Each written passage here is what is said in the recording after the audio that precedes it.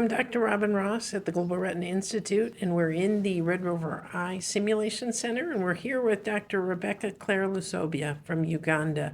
It's a real pleasure to have you here, Dr. Rebecca. Thank you for coming. Thank you, Dr. Ross. Can you tell us about your journey to the United States this trip? Have you been to the United States before? No, this is my first time to come to the United States.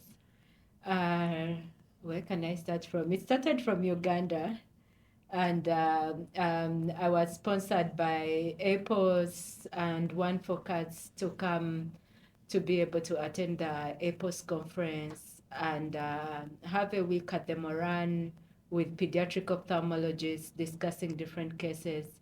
And later on, I came to Arizona, Phoenix, at the Global Retina Institute with Dr. Ross. And I've enjoyed my time here. Yeah, it's my first time here. First time to see snow. Yeah, so it was very interesting, and I had to record a video for my children and people back at home that this is not actually gotten from a freezer. It's raining snow, let me say. Yeah, so it was very, very interesting. And also seeing the different areas of the United States. I've had a chance to be in Kansas, in Salina, with Dr. Linda Lawrence, and it was a different environment. I had a visit at the farms. They were very large wheat farms, and it's more of a flat land. It's a small town, which is really nice. It's not busy. And then I came to Phoenix, which has the temperatures that I like. More close to the tropical temperatures. So it wasn't cold, very comfortable to live in. And so I've had a whole round experience, I would say. And the testing of the different foods, really, the foods are different here. I remember asking one of the friends of mine at airports of why is everyone eating the raw greens? Back in my country, we cook the greens, we don't take them raw. So how often do you deworm? Yeah, and they told me it's okay. Uh, Being able to take water from directly from a tap without boiling it, that was one thing. I thought it was a joke at first until I saw people actually take the water. So it has been a nice experience. I've gotten friends. I've had different networks. I've gotten mentors who are really interesting, and it's not only academic mentorship but also general life experiences, how you go through life.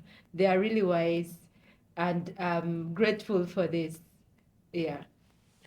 You know, my journey started in pediatrics first before doing Mm. ophthalmology, and I had hoped that I would love pediatric ophthalmology, but I did not like Wow. refraction. And I found my way to retina, and retina's always had a Mm. special place, but kids have always had a special place. And I practiced taking care of retinopathy prematurity for about 20 years. So to hear that you were coming and that you'd won the Marilyn Miller Travel Award was this is a special person. She's going to do great things. So it's been wonderful having you in the Sim Center for 2 weeks. And I want to just stop with what your thoughts were when you first started in the ROP simulator. Did you think it was going to be easy, hard? Was it all that you expected it to be? Uh, I didn't know what a simulator looked like. So I really didn't have expectations, I would say. I thought it was like a lab where you have an artificial eye and you work through a microscope or you work through an indirect to look into that artificial eye. So it was a totally new experience for me, but one that's really, really good. Yeah, so at first I thought, okay, I've done ROP before, but how am I going to be evaluated? I was like, okay, I can make a diagnosis, and that's all it is. And given a chance, I can give treatment, but I didn't know the nitty-gritties of actually an exam. So I was very happy and motivated when I got to the simulator and my first case, they are actually evaluating everything. At first it was like, okay, identify the optic nerve, identify the macula. I was like, those are things I can do. I mean, I've been doing them until it got to the real exam. And then when also Dr. Ross came up and was like, oh, can you go to this section and view how much of the retina you're examining? I was actually shocked. I was like, is this true or not? Yeah. But with her guidance, I learned how to examine a bigger part of the retina. And by the end of the simulation exercise, I was surely better. Yeah. So for me, the experience has been a wowing experience. And it's a golden opportunity for me. Yeah. You know, I was disheartened to find out that there is a potential epidemic across all of Africa, but if we don't study the magnitude of the problem, we don't make change. Can you comment on that for Uganda? That is true because I would give an example. When I was studying my residency, people just brushed about ROP because everyone was saying, oh, we don't have ROP in Uganda. Anyway, the babies don't survive. So they never used to teach us about it. We knew that ROP is retinopathy of prematurity in full. It affects prematures. The other details, we didn't know much about it until later on when these prematures were surviving, and then they would come in the clinic and they have retinal detachments. And we were wondering, okay, what is the cause of the retinal detachments? And when we discovered that it was retinopathy of prematurity, we can only wonder how many are out there. Because there have been some private NICUs that have really upgraded their care, and now many babies are surviving. But unfortunately, in Uganda, currently we don't have screening guidelines. There is no national screening program, and many of the ophthalmologists have not been taught how to screen for ROP. Remember, many of us are general ophthalmologists, so it's important to include that in general ophthalmology, because by the time one graduates, they go up country or in whichever districts they are going to manage a region. And if they cannot be able to screen for ROP and at least send those who need treatment, or if they were taught how to treat, they give that treatment, I think the rate of childhood blindness due to ROP is just going to escalate in Africa. Yeah.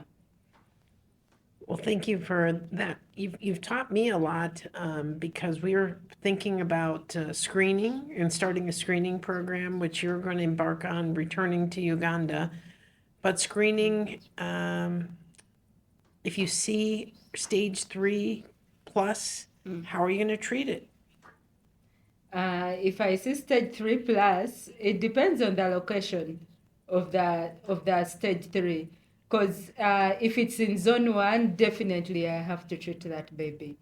Any disease in zone 1 with plus would require treatment. And if it's a stage 3 and maybe there is plus, but it's in zone 3, then I would observe. I wouldn't give treatment immediately. What treatments do you have currently in Uganda? Currently, we do not have any treatment. We do not give Avastin or any anti-VEGF, and we do not laser. There are only 2 private hospitals that are able to get Avastin, and each injection is more than $100. The cheapest might come to about 90 in those where it's subsidized, but it's really expensive for the general population. So most of the patients that I was able to screen and actually send for treatment come back to me with retinal detachments because these mothers go back home to try and look for money. Once they raise the money, by the time they come to hospital, it's already too late. Remember, by the time you give Avastin, it should be within 48 to 72 hours. which is really late. A mother is coming 1 month after of, oh, I've been able to get maybe to raise some money for the injection. And even at that, even if they came back to me, I have nowhere to purchase it. So Yeah. the three things that I took away from our conversations every day and your stay in the 2 weeks is title of our podcast is I See. I'm a big believer in epiphanies, that we have revelations as we're seeing patients or working in a clinic, that there is a need that we didn't recognize. One of the things you pointed out was the paucity of training ophthalmologists in Uganda. And I'm like, why wouldn't anyone want to do our field? We have this amazing technology and the amazing delivery to impact people. And you pointed out that if they can't afford a slit lamp or there's no slit lamp in their training, they don't want to do everything virtually or online. They want to be able to use the tools to make the diagnosis and then have equipment to be able to treat. You yourself don't have a laser yet. So, one of my big pushes is getting the word out that we need a laser for you to use in Uganda, that we need some thank you, sort of Dr. Rose. anti-VEGF to utilize. And you highlighted the number of congenital glaucoma cases that you see and the lack of tubes to, Glaucoma, yeah. And do you have antimetabolites like Mitomycin C Yes. or 5-fluorouracil? Yeah. They are not provided for in the public hospitals. The private hospitals can buy them, but since I work for a university and a national referral hospital, we don't have any there. I remember recently my colleague was lobbying at one of the NGOs that sponsored her to learn some glaucoma surgery, that she cannot carry on doing trabs without mitomycin C, because that's what has been happening in the country. People do trabs. They don't use the antimetabolites because they are not available. Well, we're going to continue fundraising efforts for you, Dr. Rebecca, and thank you for sharing that. How has it been being away from your family training? You spent a year in Yerevan, and you have 4 girls. Can you tell us about the ages of your girls? So currently, my firstborn is 9. The next is 8. There is a 7-year-old and a 5-year-old. Leaving them behind was very difficult because I was used to them and organizing them, making sure they feed, they go to school. They were used to me coming back home every day. It was a tough decision for me.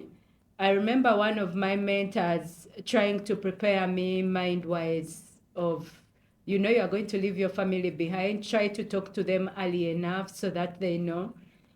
And I had to actually change their schools and transfer them to a different district to my sisters who could help in taking care of them with my husband, because also my husband had to work. So they had to go to a different family, which was difficult, but I'm very grateful to my sister and my brother-in-law and my husband for accepting to take the responsibility and look after the girls and give me time off actually to be able to study.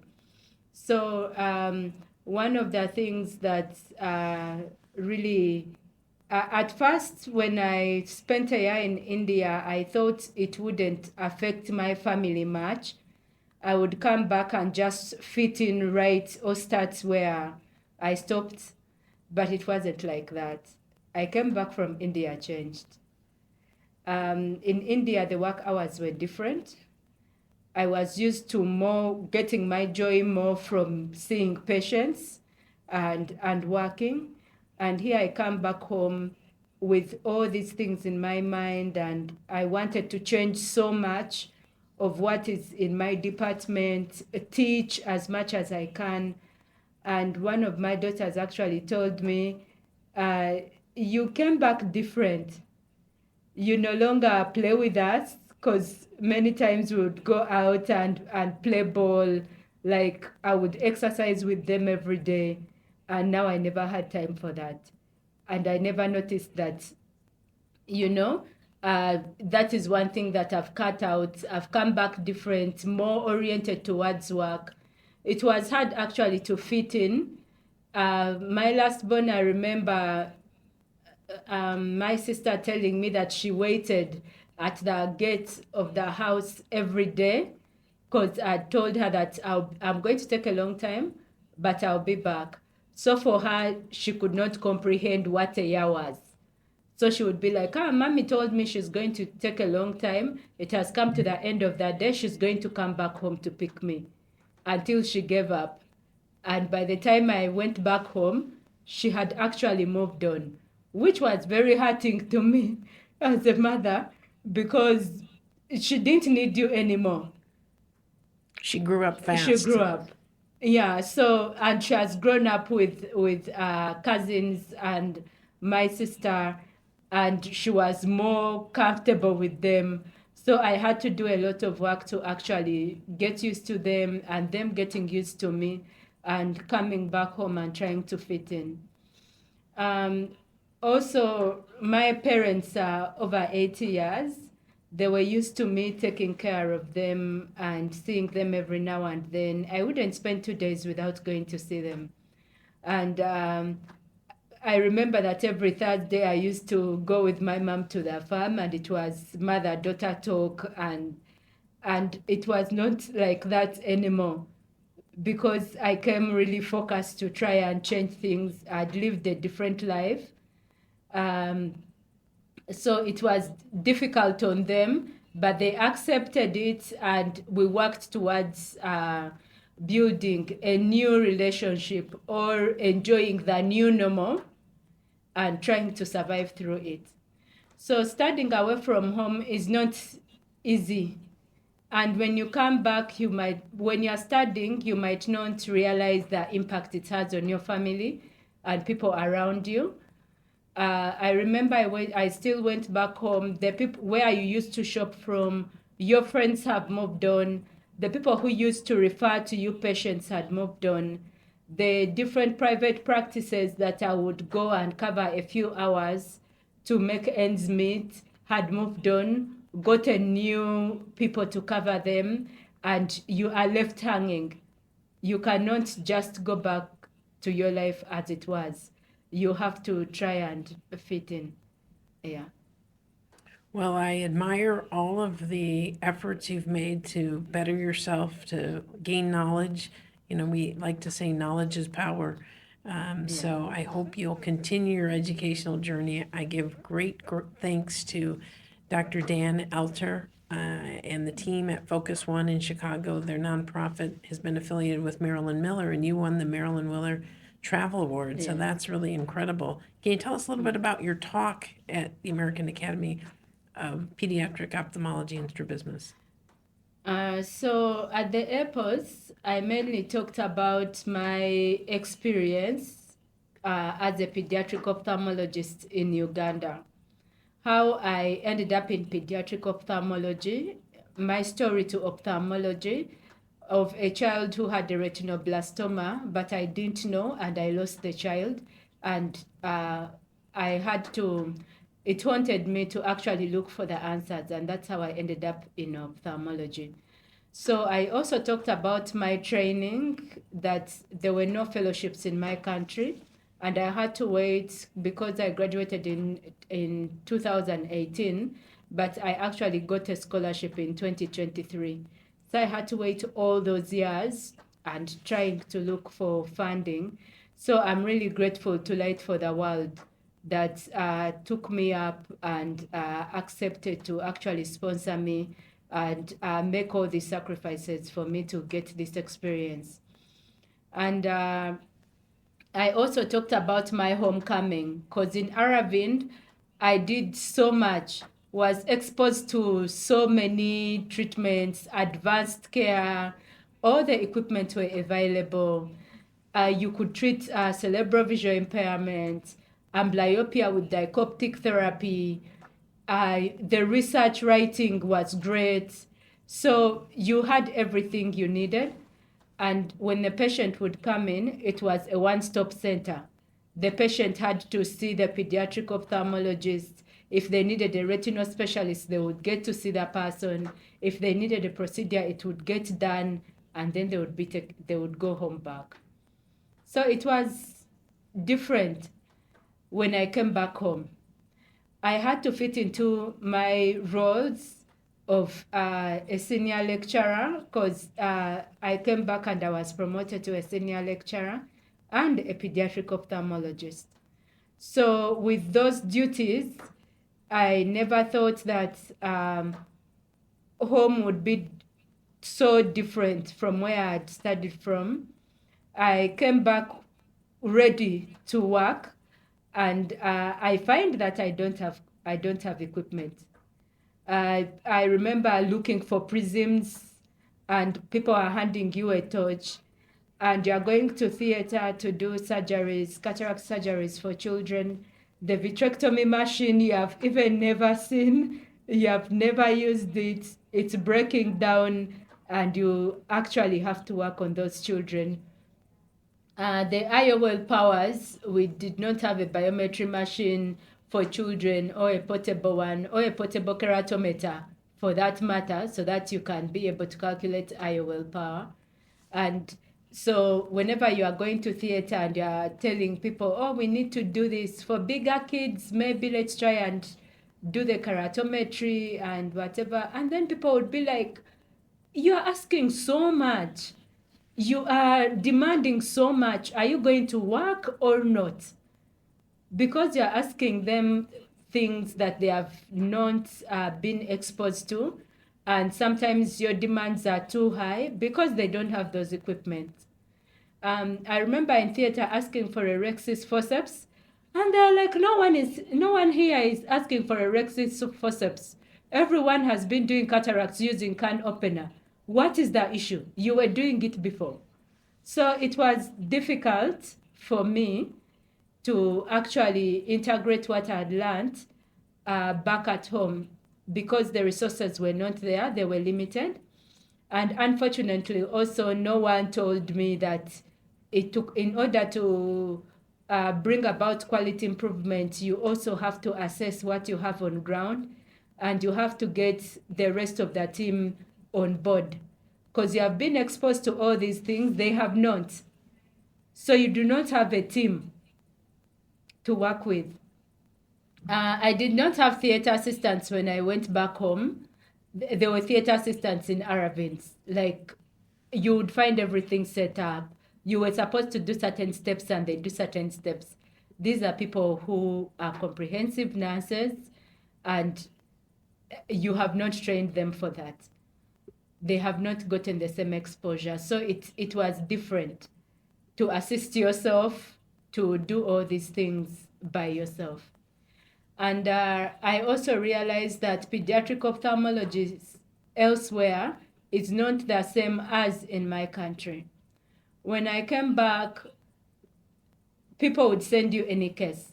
In Aravind, pediatric ophthalmology was the refractive errors, cataracts, strabismus, anterior segment things.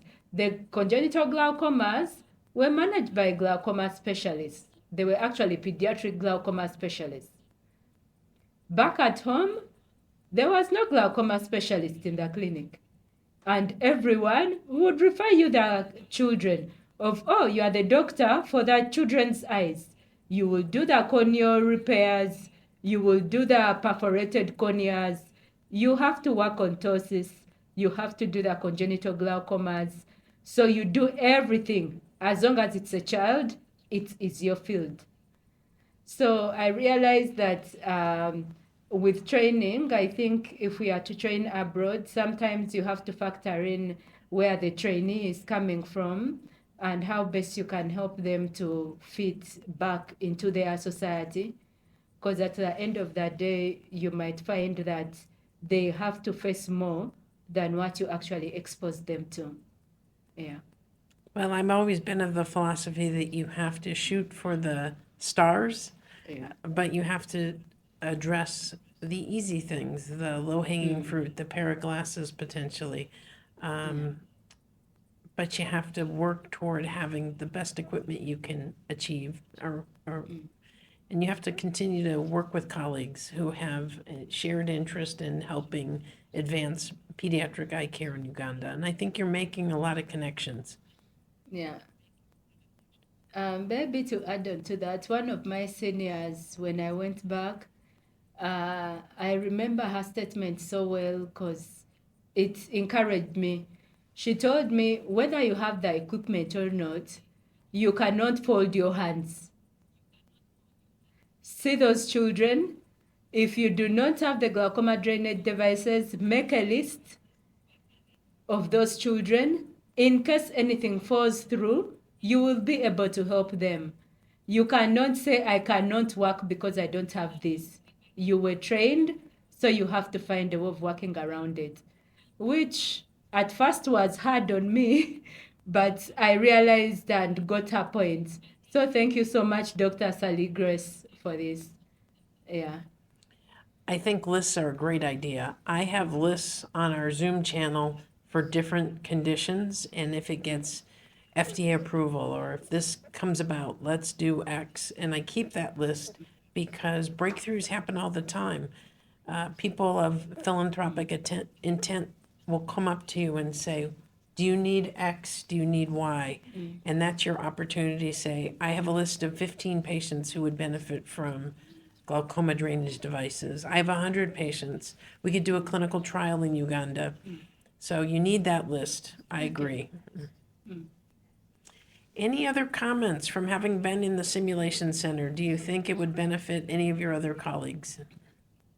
Yes, definitely.